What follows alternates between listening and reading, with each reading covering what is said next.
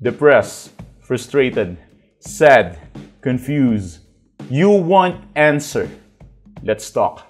Give me a message sa page ko sa Philippine Dating Coach and you can have one-on-one coaching with Coach Baze, your dating coach and psychologist. Just please subscribe to my channel and hit the bell button. Ang hirap, no? Kapag nandun ka sa point na iniwan ka, clueless ka kasi feeling mo hindi mo deserve yung nangyari at hindi mo rin alam ang main reason kung ba't ka iniwan. Or probably may clue ka kasi madalas kayo nagkakatoksikan, madalas kayo nag-aaway. Or probably nag-cheat siya sa'yo, nako-confuse ka kasi alam mo naman mas better ka dun sa chinit niya, di ba? Ang dami mong pinaghuhugutan or hindi siya nagparamdam out of nowhere.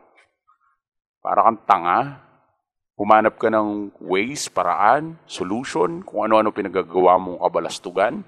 Like number 1, di mo alam ang gagawin mo, kaya kwento ka ng kwento, share ka ng share sa story mo, lalo lumalala yung pangyayari. Okay, number 2, nakiusap ka ngayon, tinry mong i-fix ang lahat, tinry mong lupitan yung sarili mo, galingan mo para lang magbalik siya. Ayaw eh.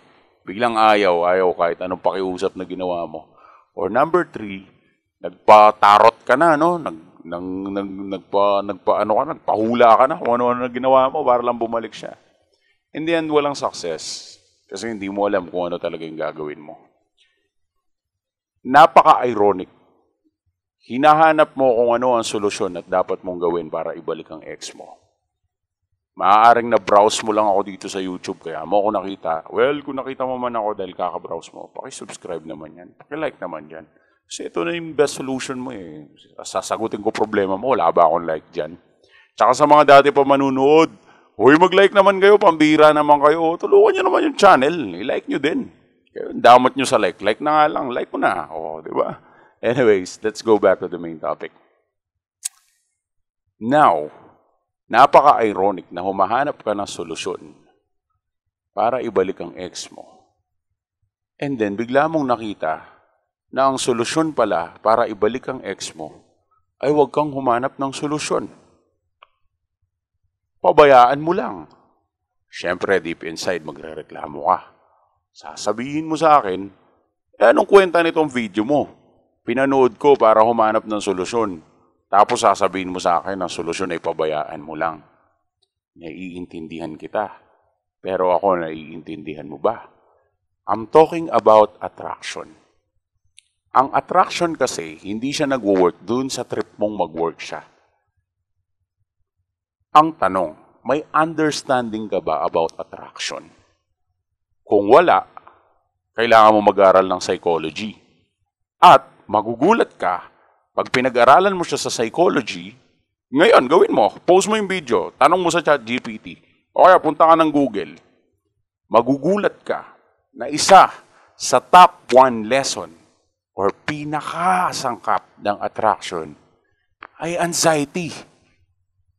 Anxiety ang sangkap ng attraction. Itanong mo sa mga psychiatrists, psychologists, lahat kami, nagkakaintindihan kami na isa sa pinaka-top na sangkap ng attraction is anxiety. At yun, nagulat ka, sinearch mo, nakikita mo nga, or i-search mo nga ngayon, nakita mo na lumabas is anxiety is the main recipe. Pero na lang sa mga article na bubuksan mo, no, baka naman yung mga pinagbubuksan mo sa Google is hindi mo alam yung article. Pero, nung nalaman mo na anxiety ang pinaka-source ng attraction, nagtaka ka.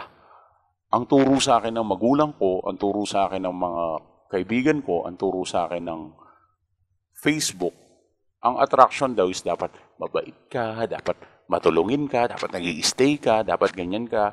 Mali ka. Dahil sa sobrang easy to get mo, wala ka ng thrill. At ngayon, hiniwalayan ka ng ex mo.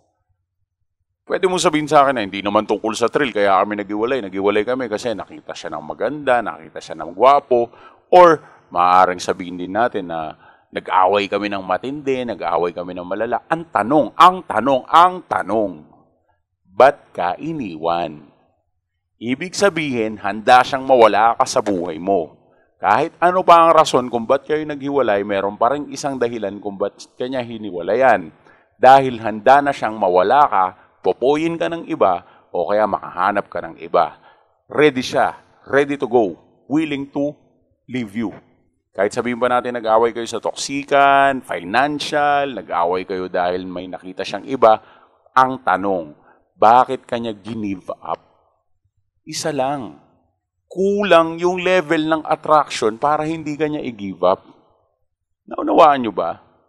May mga times kasi na hindi mo pwedeng i-give up ang isang bagay unless enough yung reason. Tama? So, kung hindi enough ang reason para i-give up ka niya, like nag-away lang kayo tapos give up ka niya, hindi enough yung reason na yun, ibig sabihin, yung attraction mo is hindi talaga 100% complete. Kaya, ang gusto kong gawin mo is mag-no contact rule at mag-build ng anxiety towards him or her. And now you are confused. Paano ba mag-build ng anxiety? For confusion and answer, give us a message sa Philippine Dating Coach and we can have one-on-one coaching. Pero, para sa mababaw na sagot, na hindi naman kayang sagutin ng buong video na to dahil ilang minuto lang ang video na to, first advice ko sa'yo, pwede mong mag-series ka dyan sa mga video YouTube ko para makita mo kung ano yung anxiety. Nandyan din naman sa ibang YouTube videos ko, tinuturo ko din naman kung paano magkaroon ng anxiety ang ex. Makikita mo dyan, hanap-hanap ka lang, pindot-pindot ka lang, makikita mo dyan. Or, eto ang gawin mo na pinaka-the best. Para makapag-build ka ng anxiety sa kanya, kailangan mo mag-build ng mystery. At para makapag-build ka ng mystery, no contact rule. Do not talk to your ex.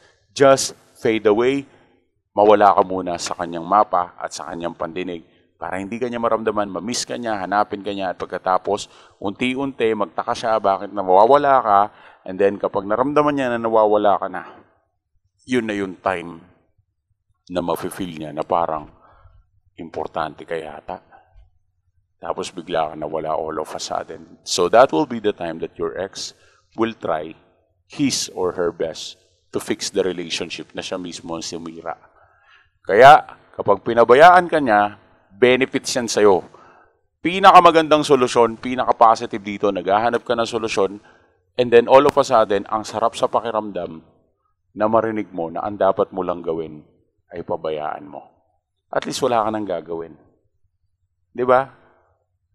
Yung iba nga, kapag naghahanap ng solusyon sa YouTube, nagdi-DIY sila. Pag may nakita sila solusyon na ito dapat gawin mo, ito dapat gawin mo, ano sasabihin nila? Diyos ko naman, ang hirap naman, dapat ganyan pagawin ko, napakahirap naman. Ito good news. Pabayaan mo. Tignan natin kung anong mangyayari dyan. Hindi, pabayaan mo. Huwag kayong masyadong negative na, hahanap na yan ng iba. Hindi yan nahanap ng iba. I will assure you, basta confident ka sa sarili mo, pag pinabayaan mo, kusang mauumpog yung ulo niyan, mamimiss at mamimiss ka niyan. Magtiwala ka lang sa sarili mo. Huwag masyadong mababatingin mo sa sarili mo. And then, after mo siyang pabayaan, from time to time, maaalala niya yung mga pinagsamahan nyo. And then, pag naalala ka niya, more on mystery. Kasi nga, hindi ka nagsasalita, hindi mo siya kinakausap, hindi mo siya sinasagot. Hinahanap ka ngayon niya. Ang problema, hindi ka niya mahanap. Kasi nga, naka-mystery effect ka. Nagtatago ka sa kanya. Okay, pero kung confused ka pa rin, kung babalik pa ba ang ex mo, hindi na, one-on-one coaching ang sagot sa'yo. Anyways, thanks for watching.